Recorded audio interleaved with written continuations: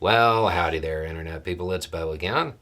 So, today we are going to talk about something that we've mentioned here, and we definitely mentioned it on Sunday over on the other channel, but it's been in passing, and it really hasn't gotten the attention that it deserves, so we're going to remedy that today.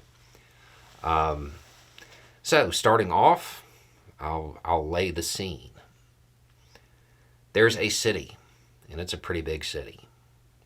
And right now, it's even bigger because hundreds of thousands of people have fled to that city because there's a bunch of fighting.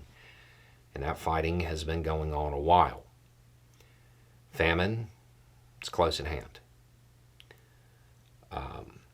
There is a very high likelihood that there is an offensive, I don't know if offensive is the right word, that there's going to be a move into the city, like very soon.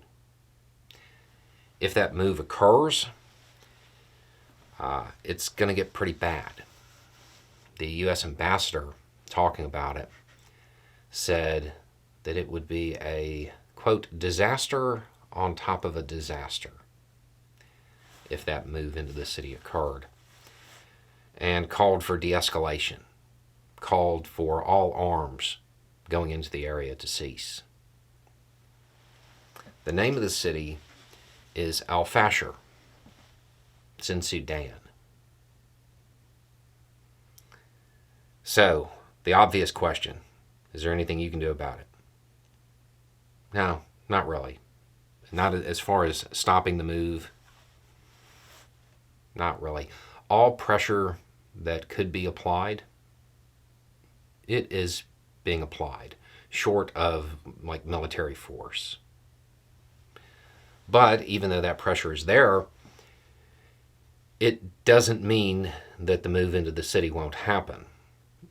If it does happen, then there might be something you can do, because undoubtedly, the helpers will come along and try to deal with the humanitarian situation.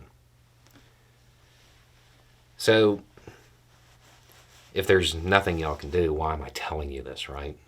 A couple of reasons.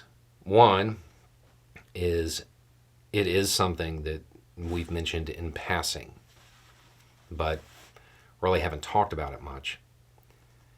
The other is that I got a question about it, about how the media determines where the spotlight gets pointed. And I just answered the question. When you're talking about large outlets, it's pretty simple. It's a pretty simple affair. It's all math. It has to have a built-in audience, people who are going to watch and be interested in it. It's even better if it's polarizing, because that'll keep people watching longer. That drives ratings, drives advertising revenue. I am not a big outlet, and I don't have to play by those rules. The other thing that happened was one of my older kids was listening to that video about Denovia. And I realized that this would get coverage in the media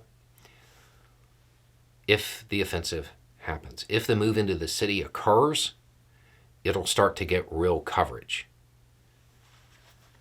But listening to me talk about how the U.S. prepares the populace for shifts in foreign policy made me realize that there's no coverage out there talking about the good, hardworking, industrious people of Sudan. So when that coverage occurs, nobody's going to care.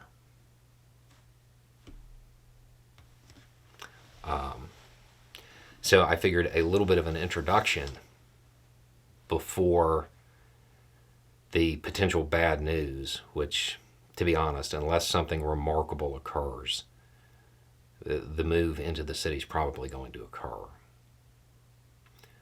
But I figured that small introduction might make people a little bit more interested.